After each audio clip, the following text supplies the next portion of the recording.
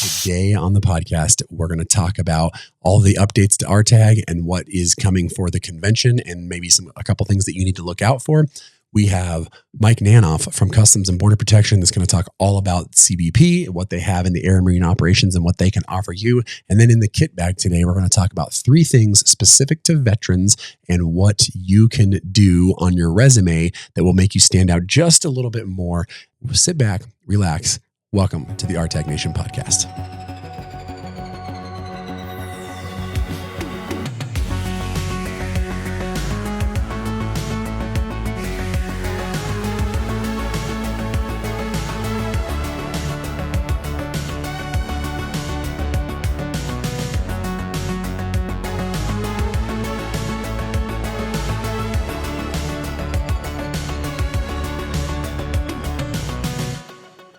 All right, welcome back. And we are so excited to have you on the RTAG Nation Podcast. And if you have not yet, Apple Podcasts, Spotify, YouTube, if you like the visual stuff, which again, this will have some visual elements like our conversation today with Mike Nanoff. We'll have some visual elements, but you can subscribe on YouTube if you haven't had a chance to subscribe. Really easy. Click the subscribe down below if you're there. Make sure you thumbs up this thing if you like it, and then hit that bell so that you know when we go live. Like I said on the podcast last week, we're going to see every single week on Thursdays about 7 p.m. Eastern, you're going to see us put a new podcast up all the way leading up to the convention so that you're going to get all the information and all the newness, all right, that is coming out. So let's talk about that. Essentially, segment 1 today. Let's talk a little bit about the convention. We have already put out the American Airlines sign up for meet and greets. If you didn't get a chance to do that, and American is your place, please do not let that keep you from coming to the convention. I promise you, and American has promised us that they are going to have a ton of recruiters there to get together with you and meet you face to face. So do not let that be a delineating factor to come to RTAG. That said as well, if United, Delta, you name it, right? FlexJet, all of those places, they have plenty of people to see you face to face. The larger airlines are doing a little bit differently where they're not doing pre-signups just yet, or they're not going to do it at all this year, because what they've found is that they'd rather do bring more recruiters, have you face-to-face so that they can actually get that one-on-one time. And then they have separate setups and rooms that we've given them so that they can go into the back area and they can talk to you in a one-on-one setting if you're kind of that next step. So make sure that if you can't get that meet and greet or don't sign up, that's not the end all be all. I promise it's going to be fine. You're going to have plenty of time to be able to talk to recruiting teams. So that being said, we've already talked to a few companies. So in the next probably week, you're going to see on our social media and probably on next week's podcast information about any meet and greets or information about socials on Friday night. We've already been talking to a few airlines and a few other places that are going to do meet and greets / socials on Friday night. So if you're planning to get in on Friday morning, that's going to be great. If you're not, you should probably come. Tickets, civilians, please. We love having civilians there. We do limit the amount of civilians, but there are still plenty of tickets left. They're only $100 to come. Those go to scholarships. So we love to have civilians there. It'll be great. There's still tickets available. Obviously, veterans and your spouses, if you have family members that are coming, if they're not job seeking, when you sign up for your ticket, you go in and you click, hey, I have somebody coming with me. There's a supporter ticket. If not, it's no big deal. We can get you a supporter ticket at the gate when you come in for the convention on the day of or the day before. So that's no problem. And then we are starting to see the tickets now ramp up as people are starting to get their schedules for the scholarship superhero party. Those are $45, but really that helps offset about half of the cost, to be honest with you. And it's going to be a great time, super fun, probably cheaper than you can eat anywhere else in Denver at the time. Plus you get to dress up like a superhero and get to fellowship with us and just enjoy the scholarships that we're giving out. So those are starting to go quicker and quicker as we get closer because people are getting their schedules. So you do not want to miss that. They're all live right now. You can go to rtag.org/events and then click through the different things. The hotels are also on there. So when you go to the hotels, one thing I want you to tell you is you click on the rtag.org/hotels. If you want to type it in, that will be in the description as well. of this video, but you can find it as well on all our social medias. But the hotels, when you pull up the page, you'll see 2 hotels there, but that is a sliding box. It's a weird format with the website for some reason, but it's a sliding format. There are 4 total hotels. They're starting to fill up really quickly, so you can actually click the button and it will slide it over. And so you can find all of the hotels there. They're great prices, especially for downtown. And it helps us fill up our room block as well to make sure that we can count all of you that we know. So when we book other conventions in other places, we know how many people used hotels. It gives us better deals and better discounts, which again is all more money that we can send out to scholarships. Everybody who's an attendee, okay, if you're an attendee, we will be sending out 2 update emails. So one's going to come out about mid-September, probably the 10th or 11th of September, somewhere in there. It's going to give you a bunch of instructions. So look for that. Check your junk mail. Make sure we'll make sure that we put it on social media, that we've sent it out to everybody. That's going to have a list of instructions here. And then we'll put one out towards the end of September, just as a last one, to make sure that you have all of the information on any socials and things like that. But we're going to have instructions on there and details in there that we will have times and where to go to early register. Meaning if you've already signed up for a ticket, you have your QR codes, but you just need all of your gear, your lanyard, your badge, and all that stuff for the convention. You can come, there'll be a 2.5 hour period on Friday that you can come and grab that the night before. So you don't have to wait in lines to get all of that stuff in the morning. And then in the morning, we'll have details as well that you can come in early, and we're going to have a huge opening ceremony like we always do. This year, it's going to be super fun. We've got t-shirt cannons. I'm going to be shooting t-shirts out at people, which would be super fun. And all kinds of fun stuff like that. We'll do our presentation of the colors and the ceremony. Those are the huge updates right now for the convention. But right now, I'm very pleased. I got to sit down with Mike Nanoff from Customs and Border Protection, phenomenal guy. And he talks all about his experience at Customs and Border Protection, what they have to offer in the air and marine operations, and lots of options there so that you can get your applications in, and they're going to have a great force out. And it's a great spot to be, especially if you want something a little different than the airlines. And so that's the thing, is we're not just airlines, we're all aerospace. And so let's jump right over to the interview with Mike Nanoff at Customs and Border Protection, Air and Marine Operations. Hey, Mike, how's it going? It's good to see you, buddy. Good, Josh. Good to see you as well. Thanks for having me today. It's a pleasure to be here. Yeah, no problem. And just automatically, I love the Black Hawk poster back there. I'm sure some of my Apache pilots will, him and haw, but Black Hawk is the way to go, in my opinion. That's right. Got to have some special love in the background. Yeah. So, hey, so glad to have you on here. It's one that we've been excited about, and you guys have been coming to the conventions for a few years, and we wanted to take some time to share with our audience about what it is, not only from your perspective, but just kind of as a whole with Customs and Border Protection, with all the air side of what you all do. And so it's super glad to have you on, and just want to kind of start out really easy. Like, what's your background? Kind of take us through military into how long you've been at CBP and kind of what led you there. Okay, yeah, that'd be great. So I started off, joined the Navy through Navy ROTC. So I went to University of Minnesota and did the ROTC route to get my commission, and then off to flight school. I went right into helicopters, went out to my first fleet tour, served out in Japan for a few years.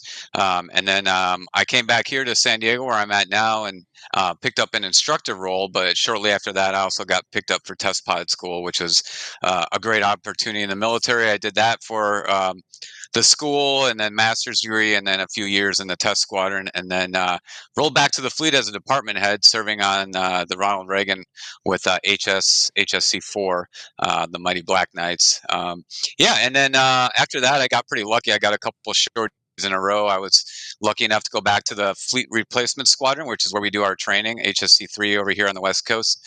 And I did that, and then went to the wing, still flying as a guest IP, which was great, and then retired out of there. I was lucky enough that the timing worked out, and that can be a little tricky coming out of the military with the retirement requirements and all that, but timing worked out where I was able to switch flight suits and do a different color and walk over to Air Marine and start flying right up again. So got right back in the H60, and I just recently also qualified in the AS350 A-Star helicopter as well. So it's been a great transition for me. No move for the family. It was kind of seamless. We have a house here. Everything worked out great. So I count my blessings on that for sure. That's awesome. And yeah, I've been with Air and Marine for about going on past 3 years now, so I'm on my fourth year. Like I said, on my second aircraft, just got qualified up and had a lot of great experiences, and I'm learning more every day. I picked up a instructor qualification with Air and Marine and also a maintenance pilot, so I keep pretty busy Oh, in the cool. H60 and then try and get out in the A-Star as much as I can. Yeah, that's awesome. Yeah, that's super cool. One of the things I get asked quite a bit is that the transition piece, like what does the timeline look like? And so what does that look like as far as getting into, usually that first tour you're going to do, they used to call them hardships, I think, but you're kind of at the whim a little bit, or does it work out with what availability is open for the locations?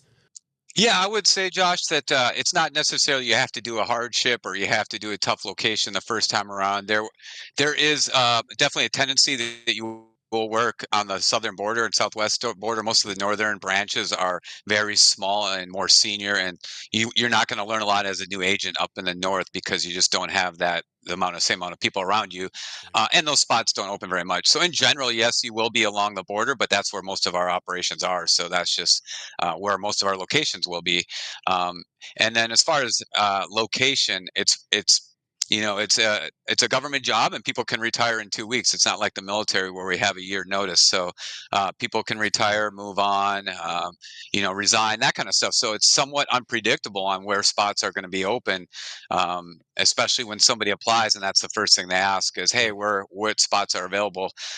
Due to the length of a somewhat can be lengthy government process to get through the hiring steps, they usually don't look at location until you get a little further along in the process. So, but it is kind of a negotiation. I mean, when you get to that end of your hiring process and now they can look at what spots are available, they'll offer you what spots are available, and if that doesn't work for you, you can ask for what does work for you. And sometimes it works out great and sometimes you have to negotiate a little bit.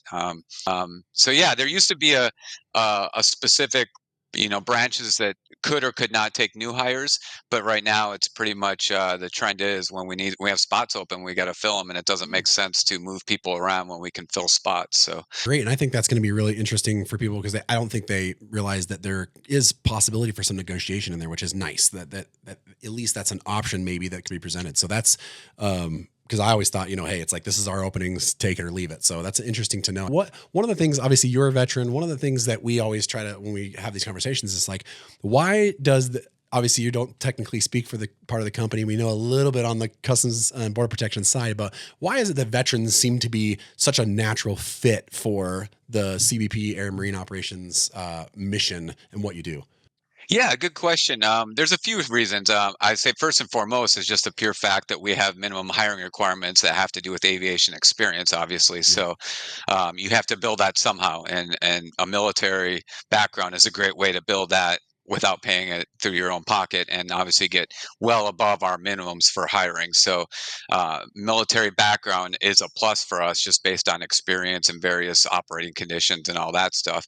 And I also think it's a great spot for military to still come in. Like I wanted to still do a mission. Like, Yeah. airlines are important, but that wasn't a mission that was attractive to me. So I wanted to still do something that kind of felt like serving my country and was still working with the same mentality and same mission set. And because a lot of us are veterans and we do a similar mission, Right. it works out to be a great fit. We fly Army helicopters for the Black Hawk, and so we get a lot of Army pilots, and they bring that experience with them. Same thing, Navy side. I came from the Navy and brought my H60 experience over, so that's a very attractive benefit both for military people coming in, and for the agency to pick up that experience. So, and it works out to be a great fit for military because they are familiar and it's a easy transition, and that's what I think kind of brings the military into our fold pretty well.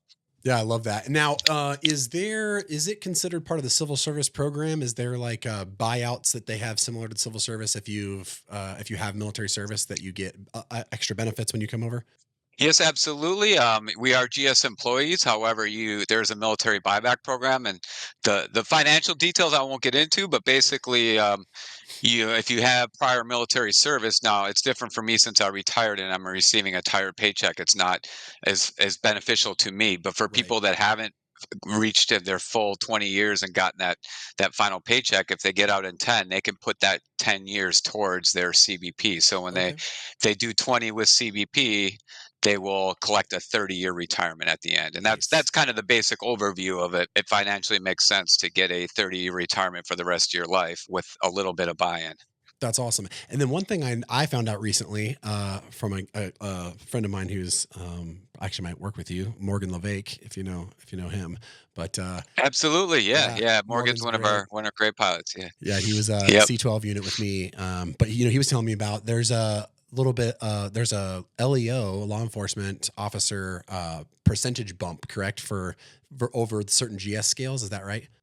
Yes, there is. I mean, not in too much detail in the pay, but we get our GS pay based off the AIA, that Air Interdiction Agent scale, which is Okay. different than any normal GS scale you might look up. So there's that, and then we have a 25% over that law enforcement availability pay. Nice. Basically, it's kind of like in the military, you might have a long day because an unexpected operation came up. That's how we cover that. But the benefit is you always get paid for it, just knowing that you're available to stay a couple hours late if your flight goes late because something is actually happening that you need to stay for. Awesome. You want to see specific pay details, get a hold of them or come see them at RTAG. They can give you a little bit better pay specifics, because there's a lot of different things that go into it. But yeah, I did know there was a different scale, which is good. The buyback program is great. So it's awesome. The pay is actually really quite good. And then what about schedules? Let's talk schedules a little bit. Let's say somebody is out in Brown or in San Diego. Let's talk about like a schedule. Somebody's looking to try and plan family life around. What does a typical schedule look like for somebody starting out in the air and marine operations? Yeah, absolutely. First of all, I'll say that can vary by branch. That's kind of up Sure. to the branch director's, purview to build a schedule that fits the operational need for that specific AOR and branch. But just to throw an example out there, right now in San Diego here, we work a morning shift at 6 a.m. to 2 p.m. We have an afternoon swing shift 1 to 9. And then our typical overnight is 7 p.m. to 3 a.m. And not really overnight, but the night Sure. shift. And that varies. Right now, we're doing a little bit more of a surge operation, so we've still stuck to 8-hour shifts, but we've adjusted them to cover a full 24 hours. So now it's basically 3 8-hour shifts. But so that can vary a little bit. But what I will say is, it sounds like, oh, it's shift work, but the good part is if you want to do your after school sports activities with your kid, then you can work the morning shift and you're done by 2. And if kids go home from school 3 or 4 and you got that afternoon open, if you're the guy that likes to go surfing in the morning and get that workout in, you can do the swing shift. And it's reliable and predictable. We're not really on call. Like, you're not going to get called off shift very often, if at all, Right. to come in and do something. We're mostly come in, you fly your flight, you do your patrol during your shift, and then you know when you're going to get home. So the stability and predictability is very nice for scheduling family stuff around that. We mostly don't work weekends and holidays, and if you do, it's mostly by volunteer, and there's extra pay for that. So Oh, that works out nice. pretty well as well. So generally, Yeah. you're doing a Monday through Friday type of deal, and then extra pay for holidays, which is always good, and extra pay for weekends as well. That's good. And then you guys have like a standard. Does it have like a standard overtime as well if you end up doing, or is that kind of built into the normal pay scale? We don't do overtime as much as some other parts of CBP. However, when it does come up, it's rare, but that is a pre-planned thing. If some operations going up and we have to, go pre-position up in LA or something like that, that will be usually. Or if you do get called in off your shift unexpectedly, then that will usually fall in the overtime, because that was not, that's outside your Sure. normal work hours, and that's, of course, is the extra pay as well. But in general, I mean, over my 4 years, I did overtime for training in the academy once, and then maybe one other time. So if you're looking to maximize the paycheck, there's ways to do that too. But overall, the stability is pretty good as well. That's awesome. Now, since you have the A Star and the Blackhawk, the H60, do you fly both of those on a regular in a regular month, or are you just doing primarily one, or can you fly both? Absolutely. I would say that is probably, in my opinion, one of the biggest benefits. I can't think of another job where you might bounce between aircraft, but that you are PIC and routinely flying multiple aircraft. Not to mention, I mean, the King Air was an Yeah. option for me. But I enjoy the helicopter more. But I could fly a King Air in the morning and a Black Hawk in the afternoon, and go do that, on the next day. So you're simultaneously qualified in both aircraft, and you could be scheduled for either one, and that keeps things interesting. The mission's a little different for each one, Sure. and obviously it brings up a little challenge to be current proficient in multiple platforms. But it's definitely more exciting. It's kind of cool. I like the challenge. I might have to. That's interesting to be able to fly both. I'm a King Air and a Black Hawk guy, so I love being able to ability to fly both. Do you guys have? I believe. Like special, I don't want to say special operations, but you guys have a special side as well where you guys do there's other operations that you do. It's not just like you go fly this one thing every day. You guys have a bunch of different types of operations. Can you speak to any of those that you're allowed to speak to? Yeah, absolutely. I mean, our typical, if you want to call anything typical routine, is Yeah. we go out on patrol and we support border patrol, both over land, and then obviously we're air and marine, so we have boats and we'll go over water and we'll look for anybody that's, anything that's against our immigration laws over water as well. But there's all kinds of other duties that we have, including national security, whether it be flying overhead a Super Bowl to enforce a TFR Oh, cool. with maybe a quick reaction force in the back in case something does happen. We can land and deploy people on site quicker than they might be able to get there on the ground. Not to mention provide a medical evacuation capability. So we have EMTs in the back of our aircraft. Oh, nice. I recently just deployed to help a patrol agent recently, so that is always on the table as far as medical evacuation or just basic medical treatment.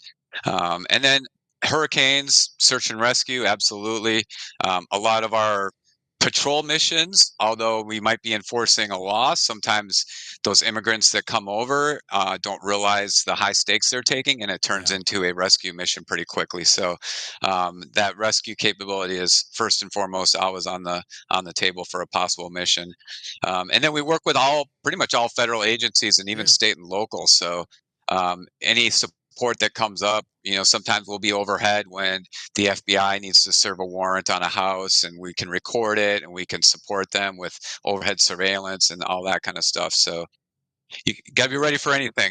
Which is awesome. I mean, that's the kind of exciting part about it is that what about so for instance, like we're recording this right now during the Texas floods. Are you guys helping with any of those pieces right now? Any search and rescue or anything like that, or on call for that? I'm not 100% sure if they've called us for that one yet. I think the Coast Guard has done a lot of that work in that Oh, area. good. Definitely hurricanes in the past for sure. I mean, but yeah, we're ready to support That's awesome. any of those national disasters as well. So as air interdiction agents, you guys carry as well. You have a firearm. Are you guys Glocks or H&Ks? What do they do for that? Glock 19 is a standard Yeah. issue duty pistol right now. Yep.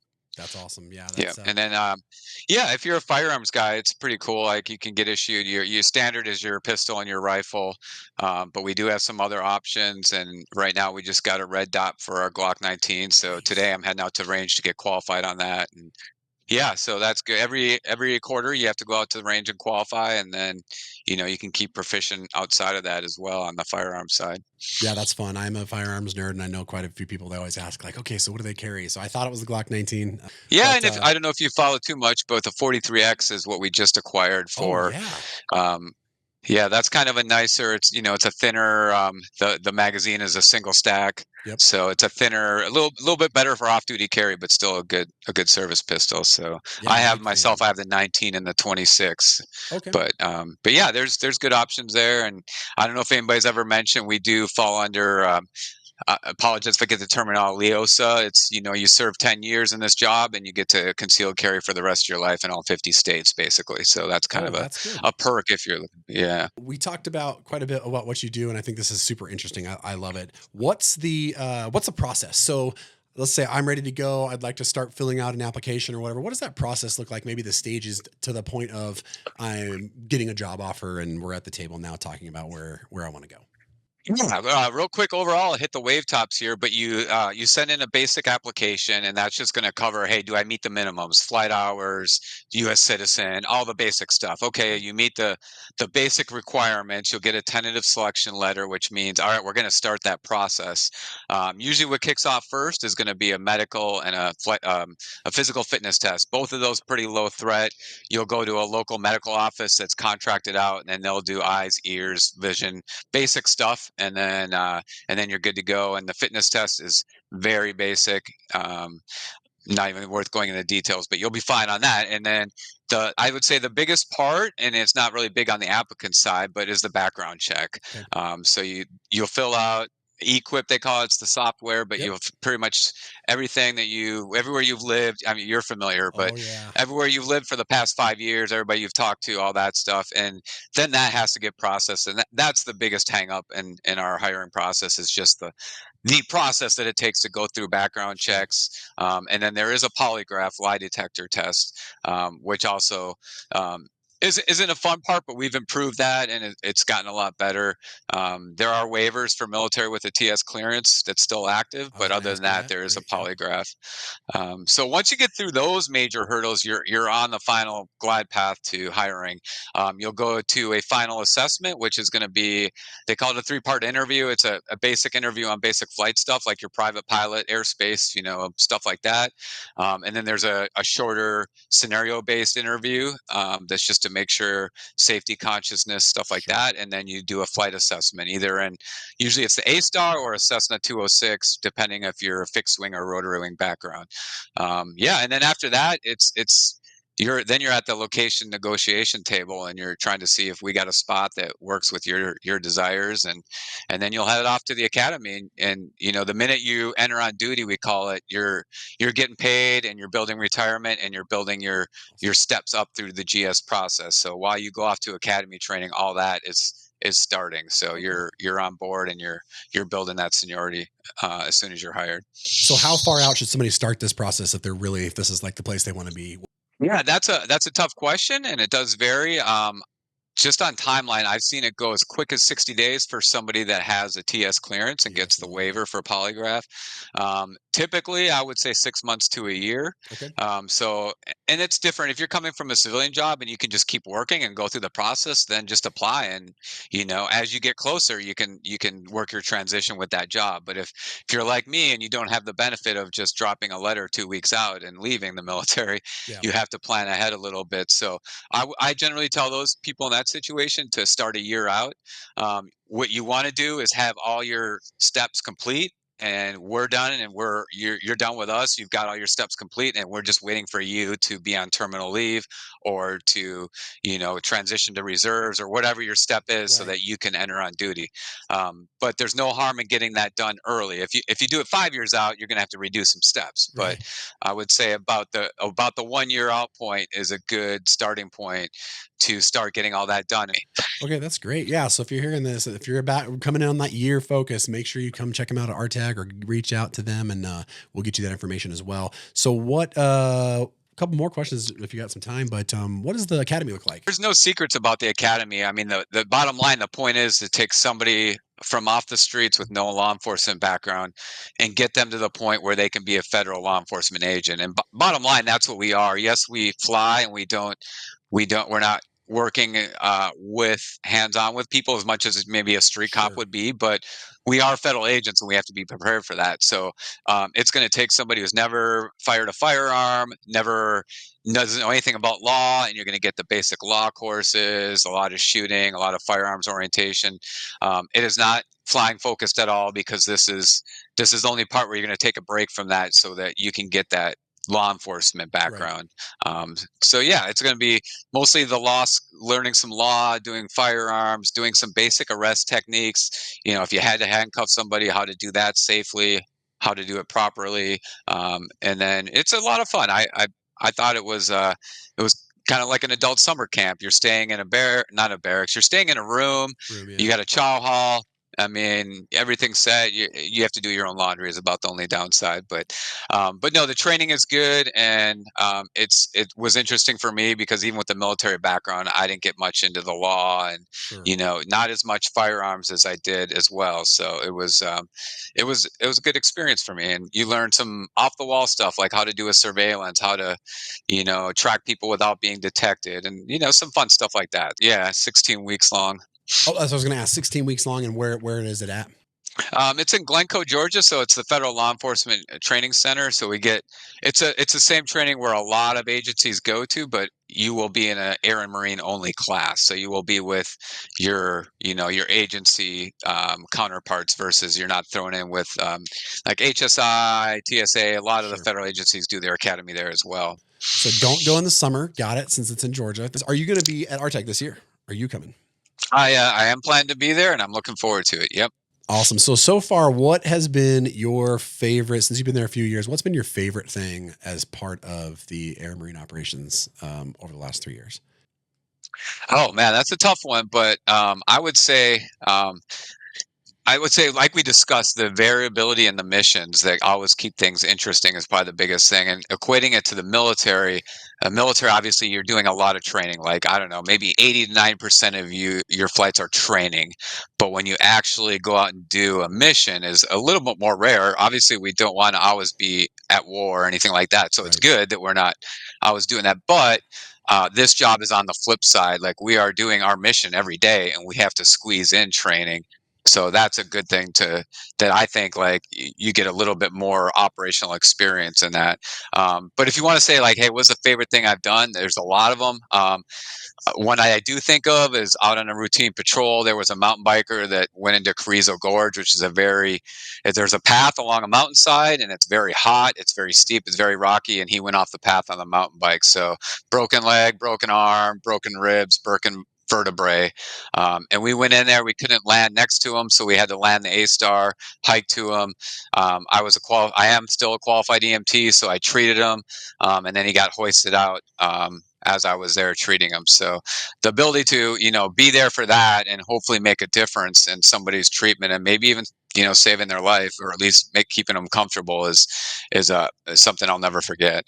No, that's fantastic. That's really cool. And that's a unique thing that you wouldn't necessarily associate with the CBP. So that's really cool. So last thing, why should, I guess this is your 5-minute elevator pitch or your 50-second elevator pitch, but why should somebody who's interested, even a little bit interested or finding out more about it, come see you all at your booth at RTAG or get a hold of you?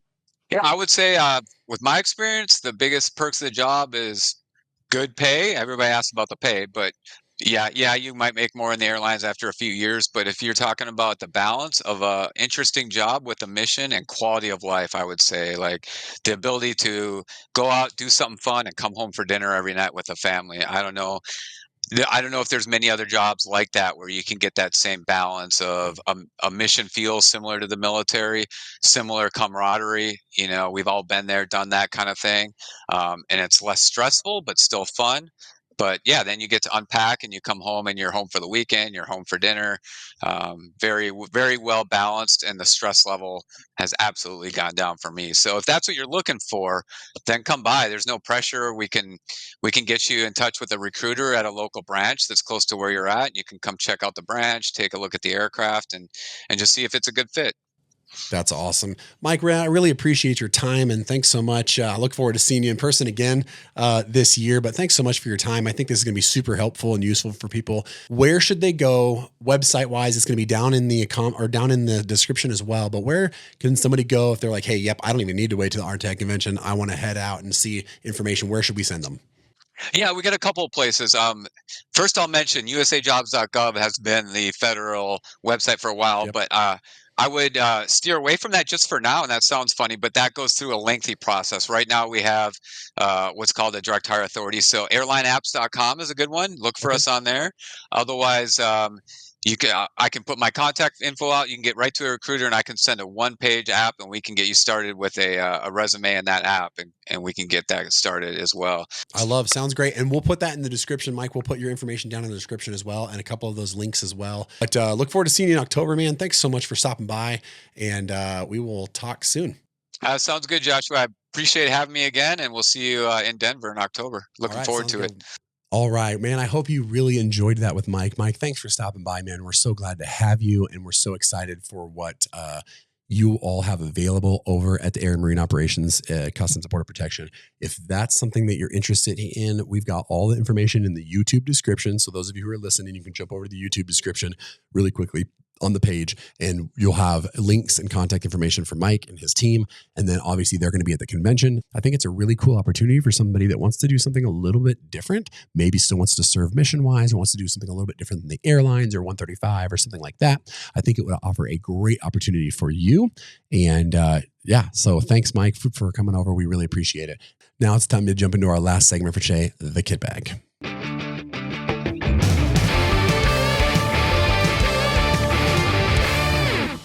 So today on the kit bag, I want to quickly talk about a few tips, 3 tips that you can use to take your military language and the military things that we do and the understanding that we have, how to translate that into the civilian stuff for your resume to make it pop a little bit more, to make it a little bit more stand out, but really also to make it more understandable by the civilian people who may not have any understanding of what the language we use in the military is.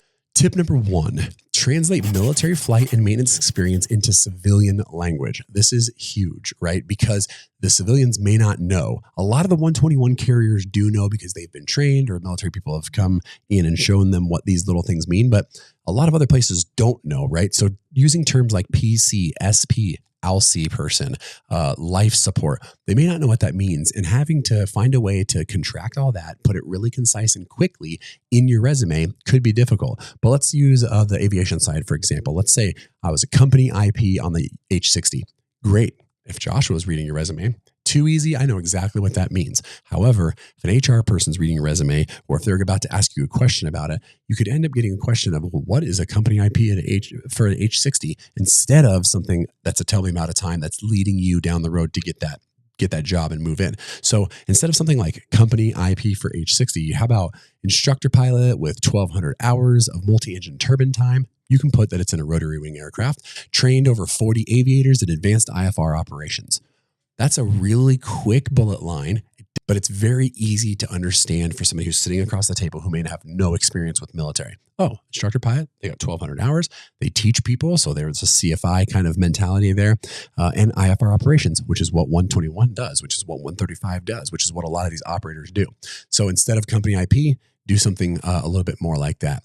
If you're a maintainer, right? One of the things you do, what if you were a phase team lead? What if you were a QC person? Instead of putting phase team, NCOIC. So instead of phase team, NCOIC, which again, on a performance evaluation in the military sounds great. How about lead scheduled and unscheduled maintenance for a fleet of 12 rotary wing aircraft? And then you can talk about mission readiness or an OR rate, right? We had 95% mission readiness. So understand how to translate that piece. It shows the value that you have, right? The value that you have in a language that recruiters and a chief pilot or a maintenance person can understand. Number 2 is highlight safety or standardization and leadership. Everybody that goes into a interview at something that's based on aviation is going to have the same aviation skills. If you're a pilot, you're going to have hours, right? Right at the top, here's my hours. Those are basically qualifiers or disqualifiers. Everybody's going to have those pieces. But what they may or may not have, if they haven't understood kind of the roles of what the airlines are looking for, or a lot of these maintenance places are looking for, they're looking for all of the things that are outside the cockpit. So what do you do to kind of set yourself apart and then understand, like we talked about in the first tip, bring that value to something that makes sense, right? So highlight safety, standardization, and leadership is key. The aviation industry is always going to prioritize safety culture. Every single place you're going to find, it's like, we are a safe place. That's like a core value for every airline. As veterans, we have tons and tons of experience that is proven in this aspect. So safety record. Don't just say, oh, I was a safe pilot, right? In your job description, talk about your safety record, right? Like that. Put in the safety aspect into that. Oh, by the way, our safety record was XYZ, right? 0 accidents, 0 incidents on the floor, no maintenance issues. No, those things are really important. If you're a pilot, I have 2,000 or 2,500 or 4,000 incident and accident free hours. Those are big deals that seem really small, but you can throw that at the end of a bullet. And then the last thing is leadership impact. They're looking for qualifiers outside of, I have 2,000 hours. Yes, I'm a safe pilot. I instructed people or I did maintenance. All of those are great, but you're also racked and stacked with thousands of people that have that. So what are the things that you did in leadership? How big was a team that you led? Did you manage budgets? Did you improve things that were deliverables? Did you ratify or radically changed how maybe bench stock was done in the back shops? Did you find a way to improve timing on a phase? Were you able to figure out an adjustment to maybe one of the manuals and you had that made? Were you on a DES team? Those kinds of things. That's going to be the big one. So, in each of these blurbs, if you talk about, I was a maintenance test pilot or I was an instructor pilot at Fort Campbell at this unit in the H-60, and then in your bullet points of duties and things that you did, safety record was 0 mishaps or accidents or incidents over 2,000 hours. I was a flight examiner or maintenance test pilot I did a couple of things here. And then leadership impact, I was a QC leader and I led the quality control department. And we did things under budget, or we revolutionized how we do bench stock, or we had 0 issues with whatever it is. So those are a key little piece to put in each of those little sections for you. And then understanding how to frame your military background around those values, right? It directly connects to aerospace employers' priorities, 100%.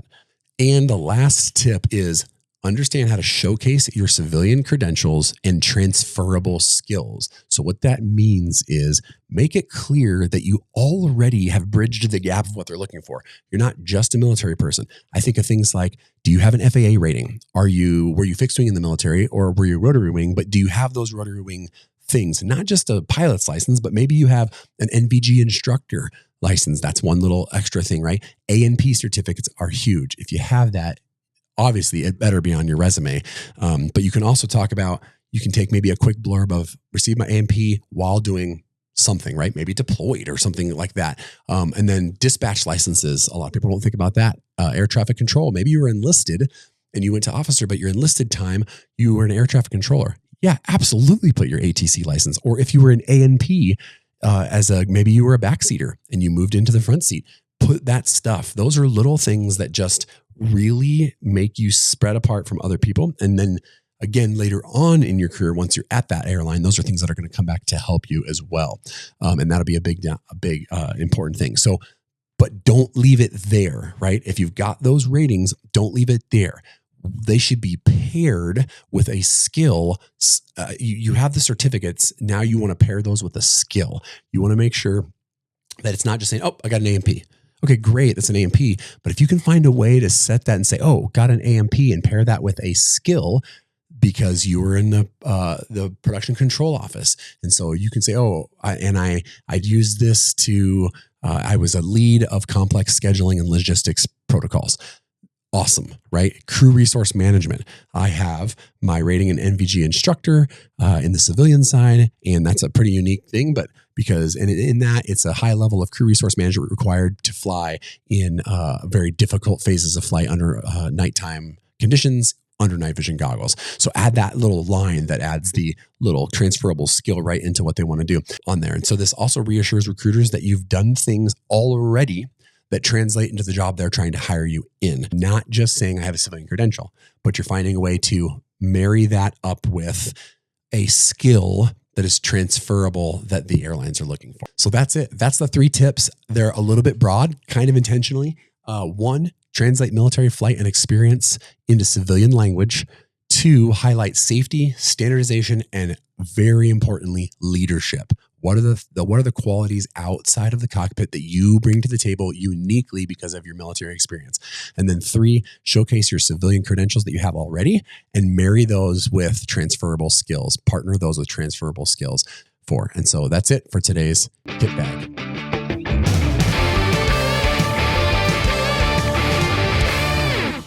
All right, RTAG Nation, that wraps up everything for today's podcast. So excited to have you. Remember, don't forget to subscribe, hit the bell, jump on our social media if you haven't done that already. Grab your tickets, get your superhero party tickets. They're going to go really quick come September 1st.